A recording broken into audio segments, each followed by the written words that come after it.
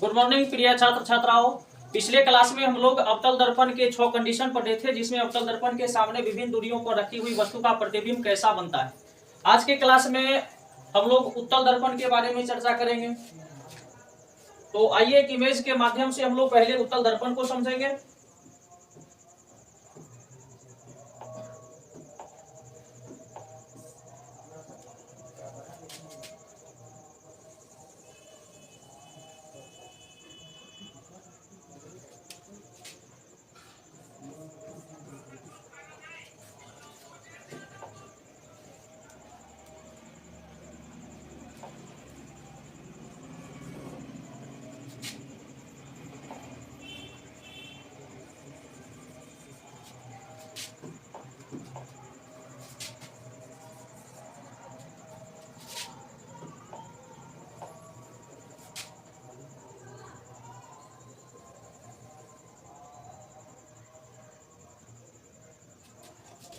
उत्तल दर्पण में हम लोग देखते हैं कि अंदर से कलई की जाती है और बाहर का जो भाग होता है वह उभरा होता है। दर्पण के ठीक बीच के बिंदु को हम लोग पोल कहते हैं। तो इसमें एक स्ट्रेट लाइन खींचते हैं जो ध्रुव पर जाकर मिलता है।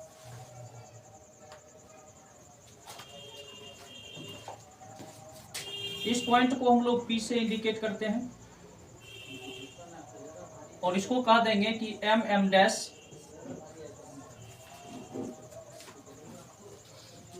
अब यहां पर आप लोग देखिएगा, इस बिंदु को F कहेंगे जिसे फोकस दूरी कहते हैं, और यहां तो एक बिंदु होता है जिसे C कहेंगे, वक्रता केंद्र हो गया। अब यहां से हम लोग समझेंगे MM डैश एक क्या है, उत्तल दर्पण है। तो इस तरह का जो इमेज होता है वह उत्तल होता है। और जब अवतल दर्पण हम लोग पढ़े थे तो उसमें देखते थे कि ये कलई जो है बाहर से की जाती थी और अंदर का भाग जो है परावर्तक सतह जो होता था वह धंसा हुआ होता था। तो यहां से हम लोग उत्तल दर्पण का डिफिनेशन ध्यान रखेंगे कि वैसा दर्पण जिसका परावर्तक सतह बाहर की तरफ उभरा हुआ हो उत्तल दर्पण कहलाता है। फिर से आप लोग ध्यान रखेंगे कि वैसा दर्पण जिसका परावर्तक सतह बाहर की तरफ उभरा हुआ हो उत्तल दर्पण कहलाता है। यहाँ जो आप लोग देख रहे हैं यह इसका परावर्तक सतह है। ये भाग जो है परावर्तक सतह है, परावर्तक सतह जो कैसा है तो बाहर की तरफ उभरा हुआ है। अब इसके बाद हम लोग पढ़ेंगे कि उत्तल दर्पण का उपयोग क्या क्या होता है। एग्जाम में प्रायः 2 से 3 उपयोग पूछ लिया जाता है उत्तल दर्पण का। यहां से हम लोग ध्यान देंगे उत्तल दर्पण का उपयोग। इसमें हम आप लोग को 5 उपयोग पढ़ा देते हैं। इसमें 3-4 उपयोग प्रायः पूछा जाता है। शॉर्ट क्वेश्चन में भी पूछ दिया जाता है कि उत्तल दर्पण का किन्हीं 2 उपयोग बतावें। तो इसमें ध्यान रखिएगा कि उत्तल दर्पण का फर्स्ट उपयोग जो है वह वाहन में साइड मिरर के रूप में किया जाता है। दूसरा उपयोग सुरक्षा दर्पण के लिए किया जाता है। तीसरा, उत्तल दर्पण का उपयोग सड़क के मोड़ों पर लगाया जाता है। सड़क के मोड़ पर लगाने का मतलब जस्ट लाइक आप लोग समझिए कि जैसे कि हम लोग गाड़ी में देखते हैं कि साइड मिरर लगा हुआ होता है।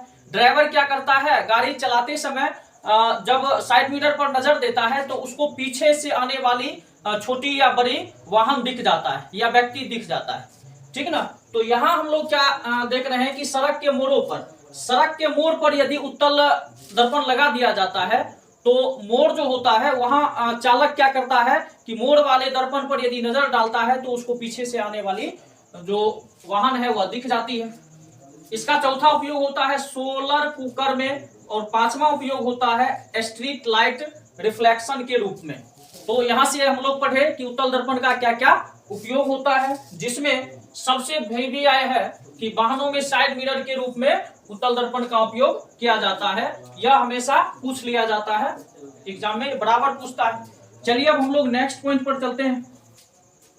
अब इसका नेक्स्ट पॉइंट है कि उत्तल दर्पण में प्रतिबिंब का बनना। उत्तल दर्पण में प्रतिबिंब का बनना। उत्तल दर्पण में प्रतिबिंब किस किस कंडीशन में कैसे बनता है, इसके लिए हम लोग एक इमेज के जरिए समझते हैं। आइए एक उत्तल दर्पण बनाते हैं। यहां से आप लोग देखिएगा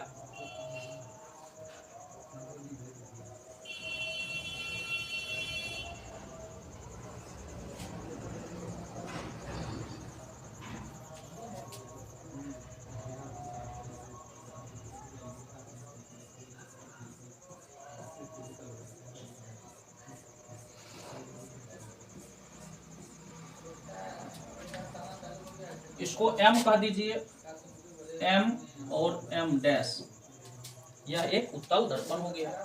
अब इसके बीच से ध्रुव से होते हुए हम लोग क्या करेंगे, एक स्ट्रेट लाइन खींच देंगे।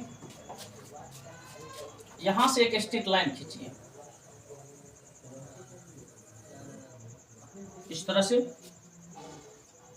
और इसको P से इंडिकेट कर देना है। इसे क्या करेंगे, P से इंडिकेट कर देंगे, क्योंकि दर्पण का बीच का बिंदु है और इसे P से डिनोट्स किया जाता है। और P से डिनोट्स करने के बाद अब हम लोग क्या करेंगे, दर्पण यहाँ एक वस्तु रख देते हैं, यहाँ पर कोई वस्तु रखेंगे।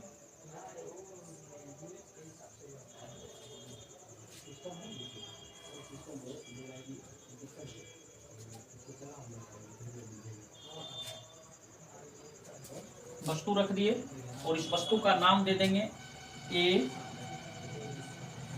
और B। अब जैसा कि आप लोग देख रहे हैं कि उत्तल दर्पण में एक वस्तु को रखा गया,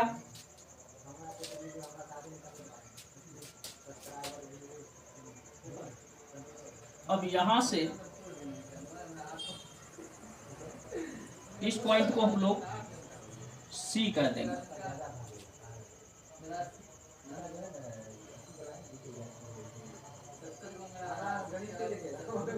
और इस पॉइंट को F कहेंगे।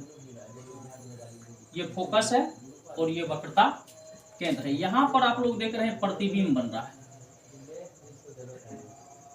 यहां पर इस वस्तु का प्रतिबिंब बन रहा है और इसको A डैश B डैश कहेंगे, A डैश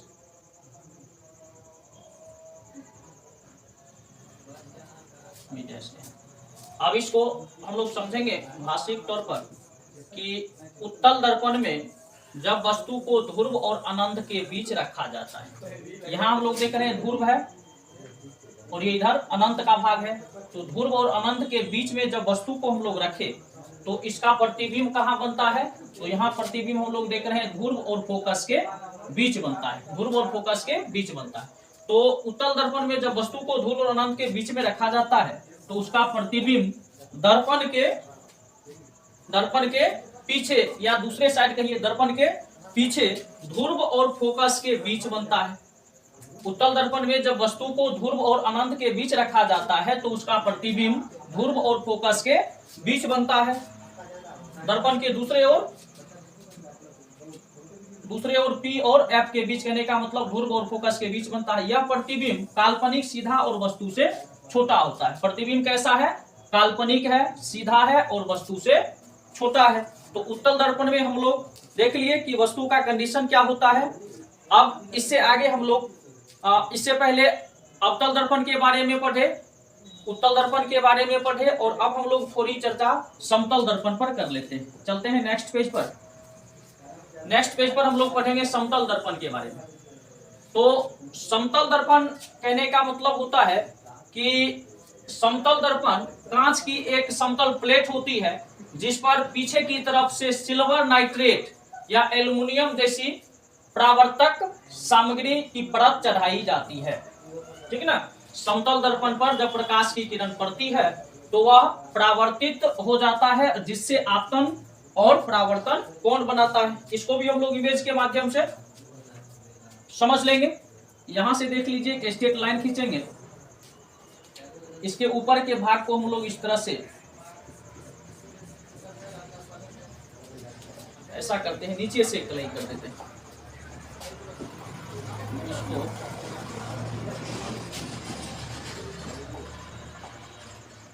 चलिए एक स्ट्रेट लाइन खींचते हैं।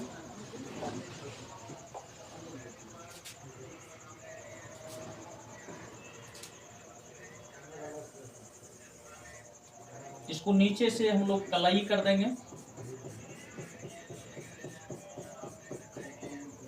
इसी कलाई को हम लोग सिल्वर नाइट्रेट या एल्युमिनियम से क्या करते हैं, इसको कलाई कर देते हैं। ये एक समतल दर्पण है इसके बीच के बिंदु को हम लोग P बोल देंगे। अब इस पर जब किरणें आती है, इस पर जब किरण पड़ती है तो यह परावर्तित हो जाती है। इसके बीच में एक अभिलंब डालते हैं। अब यहां देखिएगा, ये आपतित किरण है और ये परावर्तित किरण है। तो आपतित किरण और अभिलंब के बीच, अभिलंब को N से डिनोट कर दीजिए, अभिलंब के बीच एक कोण बनता है, इसी को हम लोग कहते हैं आपतन कोण। इसे I से इंडिकेट किया जाता है। और परावर्तित किरण अभिलंब के बीच जो दूसरा कोण बनता है उसको हम लोग परावर्तन कोण कहते हैं। इसे R से, स्मॉल r से इंडिकेट किया जाता है। यही चीज डिफिनेशन में साफ साफ लिखा हुआ है कि समतल दर्पण कांच की एक समतल प्लेट होती है जिस पर पीछे की तरफ से सिल्वर नाइट्रेट या एल्युमिनियम जैसी परावर्तक सामग्री की परत चढ़ाई जाती है, और समतल दर्पण पर जब प्रकाश की किरण पड़ती है तो परावर्तित हो जाती है, जिससे आपतन और परावर्तन कोण बनता है। यही आपतन कोण और परावर्तन कोण है। आई होप आप लोग समतल दर्पण के बारे में समझ गए होंगे। अब हम लोग समतल दर्पण के उपयोग को पढ़ेंगे। अब समतल दर्पण का उपयोग, इसमें भी 5 उपयोग बता देते हैं। ध्यान रखना है आप लोग को, 2-3 वीवीआई होता है जो प्राय एग्जाम में पूछा जाता है। समतल दर्पण का सबसे वीवीआई इसका उपयोग है कि समतल दर्पण का उपयोग हम लोग चेहरा देखने में करते हैं। दूसरा, डेकोरेशन में इसका उपयोग किया जाता है, सजावट के लिए। तीसरा, पीछे की चीज को देखने के लिए समतल दर्पण का उपयोग किया जाता है। चौथा, बाल काटने में मदद के लिए समतल दर्पण का उपयोग किया जाता है। और 5वां होता है पनडुब्बियों में प्रयुक्त पेटीस्कोप में समतल दर्पण का उपयोग किया जाता है। चलते हैं नेक्स्ट पेज पर। इसका नेक्स्ट पेज है कि समतल दर्पण द्वारा बना प्रतिबिंब। अब हम लोग देखेंगे कि समतल दर्पण में प्रतिबिंब कैसा बनता है। इसको भी हम लोग क्या करेंगे, एक इमेज के माध्यम से समझते हैं तो बेहतर होगा। आइए सबसे पहले हम लोग एक समतल दर्पण बनाते हैं। एक समतल दर्पण बना लेंगे। यहां से एक स्ट्रेट लाइन खींचते हैं। इसको नीचे से कलई करते हैं, जैसा कि समतल दर्पण का फिगर आप लोग अभी जस्ट पढ़े हैं। इसके बीच के बिंदु को हम लोग P से इंडिकेट करते हैं। अब यहां से एक आपतित किरण आती है, P बिंदु पर टकराने के बाद ये परावर्तित हो जाती है। ये आपतित किरण हो गया और ये परावर्तित किरण हो गया। इसके बीच में अभिलंब होता है, इसके ठीक बीच में अभिलंब होगा, इसको N से इंडिकेट कर देंगे। और यहाँ देख रहे हैं I एंगल बनेगा और यहाँ R एंगल बनेगा। I का मतलब यह हो गया आपतन कोण और ये परावर्तन कोण। यहाँ पर समतल दर्पण में कोई वस्तु रखा हुआ है, ये हो गया वस्तु। इस वस्तु को हम लोग O से इंडिकेट कर देते हैं। O क्या हो गया, वस्तु हो गया। जब इसको O से इंडिकेट करते हैं, इस पॉइंट को हम लोग M से डिनोट कर लेते हैं, इसको M कहेंगे। तो इसका जो प्रतिबिंब बनता है वह प्रतिबिंब जस्ट वस्तु के साइज का ही बनेगा। जितना बड़ा वस्तु है उतना ही बड़ा प्रतिबिंब बनेगा। इस प्रतिबिंब को हम लोग I से इंडिकेट कर देते हैं। प्रतिबिंब को क्या करेंगे, I से इंडिकेट कर देंगे। अब यहां से ध्रुव से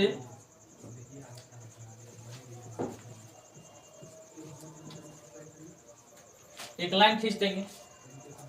तो अब हम लोग इसको भाषाई तौर पर पढ़ेंगे कि अवतल दर्पण के सामने ओ बिंदु स्रोत, ओ बिंदु स्रोत या ओ वस्तु समझ लीजिए, वो कोई वस्तु है, इसमें OM दर्पण के अभिलंब से आपतित हो रही है। OM जो है वह दर्पण के अभिलंब से आपतित हो रही है। उसी पथ में फिर क्या होता है, ये वापस हो जाता है। उसी पथ में ये फिर वापस हो जाता है। अतः बिंदु स्रोत O काल्पनिक प्रतिबिंब है। बिंदु स्रोत O क्या है, एक काल्पनिक प्रतिबिंब है। समतल दर्पण में बना प्रतिबिंब, समतल दर्पण में बना प्रतिबिंब काल्पनिक, उल्टा और वस्तु के समान तथा वस्तु से बराबर दूरी पर बनता है। एक चीज आप लोग को ध्यान रखना है कि वस्तु की दूरी जो है, नोट में ध्यान रखना है, वस्तु की जो दूरी है वह प्रतिबिंब की दूरी के बराबर है। वस्तु की दूरी प्रतिबिंब के दूरी के बराबर है। तो आज के क्लास में इतना ही। इसके बाद फिर आएंगे नेक्स्ट क्लास में, और उसके बाद हम लोग इसमें पढ़ेंगे आवर्धन के बारे में और कुछ चिन्ह परिपाटी पढ़ेंगे। उसके साथ लास्ट पॉइंट हो जाएगा, हम लोग को दर्पण सूत्र पढ़ना है और फिर यह चैप्टर समाप्त हो जाएगा। जब ये चैप्टर समाप्त हो जाएगा तो इसके बाद हम लोग फिर न्यूमेरिकल प्रश्न को डील करेंगे। मिलते हैं फिर नेक्स्ट क्लास में।